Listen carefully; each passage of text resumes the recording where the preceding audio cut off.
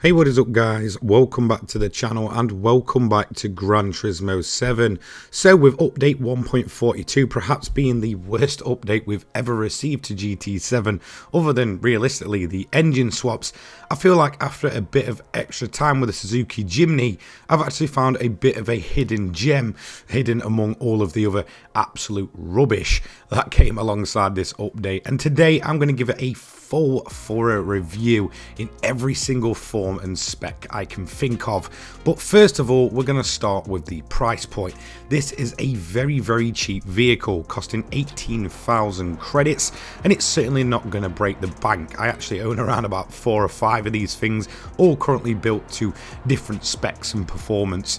Now in terms of the reviews, we're always going to start here. This is the standard version of the vehicle around the Nordschleife for a hot lap. Now I am going to cut up the footage because honestly this is a very slow vehicle in its standard form. In fact, even when it's fully upgraded, it's never going to be an absolute world beater, but that doesn't matter. I'm going into these with an open mind and trying to find some joy in what perhaps is GT7's worst ever update.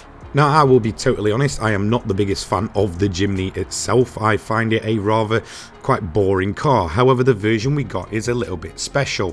From what I've read up on these things, this is the Japanese version. It's the narrow body sort of K car. Again, in terms of its styling, it looks a little bit different from some of the others, and obviously with the engine itself, it's all about kind of fitting into the regulations of a K car, meaning that it's not overly big. It looks a little bit funky, but to be honest, it does make it stand out, especially in terms of the other K cars in game. You know, this is a kind of miniature off-roader, and in all honesty it does kind of give it quite a bit of character and personality. Like I said, in terms of its standard performance, this isn't going to be a world beater by any means. It's a very slow vehicle, and to be totally honest, driving it in its standard form around the entirety of the Nordschleife was a bit of a chore. However, I did find through some of the tighter, more twisty sections towards the latter half of the lap, I was having a ton of fun just kind of throwing this little thing around.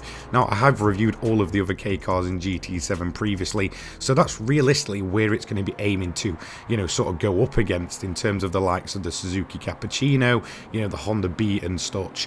Obviously this is a much more modern interpretation of a car in comparison to those. I believe currently it is the most modern real life K car that we do actually have in GT7, the other being the Honda S660, and obviously we do have the Daihatsu Copen VGT, but that is very much based in fantasy. So in terms of its rivals, that's what it's aiming to beat. Do I think that in terms of the performance this is anywhere close to even those cars? No. It is a lot bulkier, it is a lot heavier overall, and again it just kind of suffers with the fact that it isn't kind of miniature off-roader. Realistically that's where it's going to make a ton of its time up, and I'm actually going to dive into both this car on a fully upgraded tarmac version as well as the snow and dirt as well in a fully upgraded form to give it a nice proper thorough test. In fact, this is a plus point for this vehicle. This is a very versatile vehicle, meaning that realistically there's nowhere this car cannot go and actually perform to a decent level. I find myself having a ton of fun with this thing off-roading in the snow, more so than I actually do on circuit.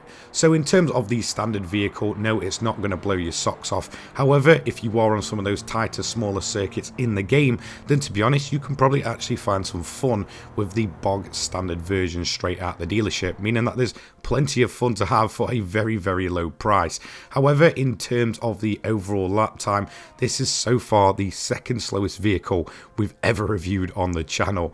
As you can see, a time of 10 minutes 50.954 means it is still around about over 30 seconds back from the second slowest K car, which was the Daihatsu Copen Active Top from 2002. So again, it does have a bit of a disadvantage in terms of performance points, and it is still faster than the High Medic overall.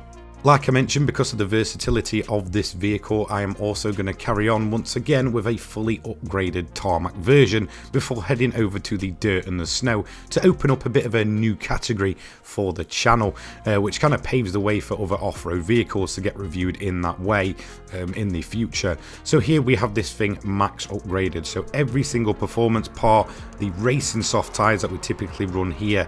Now in terms of the car itself though, I cannot go ahead and fine tune it, meaning that, well, if the big banking kind of catches the wheels on the sort of arches of the car here at high speed ring, then it's, well, kind of tough. Now in terms of the overall top speed, this is still a very slow car without any of that fine tuning there. Obviously I can't really break my own rules because that would then make everything else completely, you know, I guess irrelevant in terms of the overall review, so I have to keep it in line with those. However, yes, this is fully upgraded to its maximum potential for the road.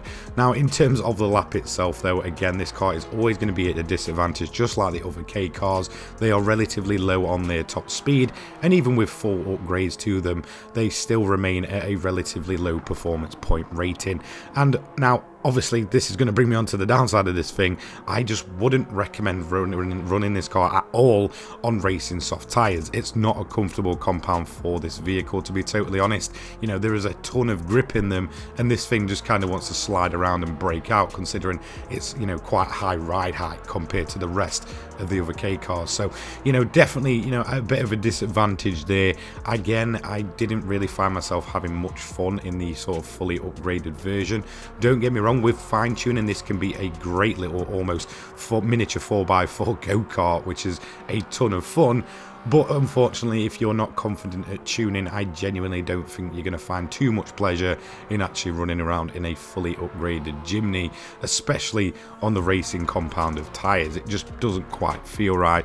So how did it perform overall? This is now officially the slowest fully upgraded vehicle we have ever ran around the high speed ring, by quite a margin as well. As you can see, even the High Medic with its full upgrades on comes in with a 26.5, whereas this Jimny comes in with a 37.269, which did give me, you know, quite a bit of a chuckle. Again, way off the rest of the other Japanese K cars that we do have here, which a bit of a shame, but again, I just think the kind of way this car is puts it at an automatic disadvantage. But now we are going to move into where the real fun with this vehicle is, and where I honestly feel like this thing becomes an ultimate hidden gem, and I hope to God it doesn't get forgotten down the line, because honestly, this thing off-road is an absolute hoot. In fact, it's perhaps one of the most joyous cars I've ever driven off-road in the entirety of GT7.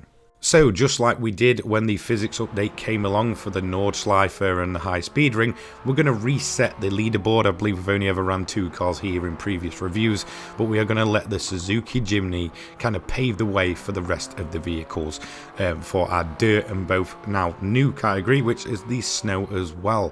Now, obviously, with this being a very versatile vehicle, this thing feels right at home here on the dirt. I actually found this to be a massive, joyful drive. You know, just throwing this little miniature Jimny about, absolutely throwing it through the corners, throwing it over jumps. It felt fantastic, and honestly, this is where the most amount of fun for this car really kind of comes through. It absolutely shines in the off-road kind of, you know, races, and it absolutely shines on the snow as well. It's a ton of fun just to throw this thing around, and again, because it's so small and relatively lightweight in comparison to a lot of the other bulkier sort of pickup trucks and such like that we have in game, this thing just feels absolutely fantastic. It really does, when it's kind of, you know, fully upgraded and got that style on it, really remind me of a, you know, classic little Dakar.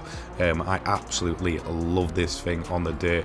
I was just finding myself that I was able to kind of lose myself in the game at that point and just start, you know, having a ton of fun on the dirt, finding myself going back to some of the off-road events, making my own off-road events just specifically for the Jimny, and just having an absolute blast of a time. I really feel like when it comes to kind of shiny been through a very poor overall update. The Jimny in these off-road forms is just there as an absolute joyful pleasure to drive, and will provide you hours of fun if you kind of just sit back, forget about the credits, and just drive a car for the driving pleasure. I honestly feel like this relatively low speed, absolute go-kart of a vehicle is going to be a very, very good off-road vehicle for a lot of people. Again, the trouble with Gran Turismo 7 is its economy. A lot of people will look at it, if you're not earning credits constantly, then you can't have fun. Well, trust me, take a step back, get a couple of fully upgraded Jimnys and just have a hoot. Honestly, it's a great time. So with Fisherman's Rants now becoming essentially our testing ground for the dirt, how is the Jimny going to do when it crosses a line and sets the benchmark for everything else to come, including rally cars, pipe peak monsters and other 4x4s? Well, as you can see, it came in with a time of a 3-minute 31.560, and again with that relatively low performance point rating on the dirt, even fully upgraded, of 473.62, that's really not too bad. In fact, it massively exceeded my expectations, and like I said, in terms of being able to drive it and making it feel faster than it probably is, the dirt is the best place for this thing. However, we aren't going to be done there. Of course, we've tested it on the dirt, we've tested it fully upgraded on the tarmac, and we've tested it in its standard form. So we're obviously going to head over to the snow next, because this again is another place this car can shine. So let's head over to Lake Louise to test this thing out on the snow. And once again, it carries over from the dirt that this is just a fantastic car to drive in these off-road conditions. Now for me personally, it's no secret that I really am not a fan of the dirt physics in GT7. However, I do find that the snow physics are much better, meaning that this car once again felt an improvement overall, just in terms of the way it was driving, and the fact that Lake Louise actually is a great track to drive. As you can see, even in the review, I had a ton of fun just throwing this thing around, getting it sideways, jumping it over the little bumps and through the more rough section towards the end of the track. I absolutely love this thing on the snow once again. And again, like I said, in terms of the dirt as well, this is a perfect miniature off-road vehicle. And if you do let it kind of, I guess take over and just be an absolute blast, then I could definitely see you guys, having a ton of fun with it as well. And another thing that is going to lead me to is I think this car will definitely get an engine swap in the future. A lot of these relatively low performance cars, when they first release, do go on to get some relatively ridiculous engine swaps in the future, and this is one I could certainly see happening. Perhaps maybe the Suzuki VGT engine could slot in there, maybe an LFA engine swap, which would be absolutely bonkers like we've just seen in the Alphard. I honestly hope this thing does get an engine swap, because then, well, sky's the limit for this Jimny. This is certainly a car that you should be checking out. In terms of the snow though, it comes in with a performance points rating of 449.89, obviously on the snow compound of tyres, and it sets the benchmark at a 1-minute 53.131. Overall, not too quick, but once again, just an absolute blast to throw around in these off-road tracks. And well, that is every single version I could think of reviewed for the Suzuki Jimny.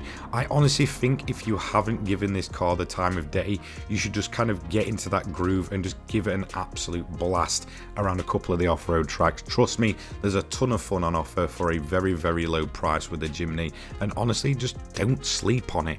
For me, this is the hidden gem in a kind of diamond in the rough from update 1.42.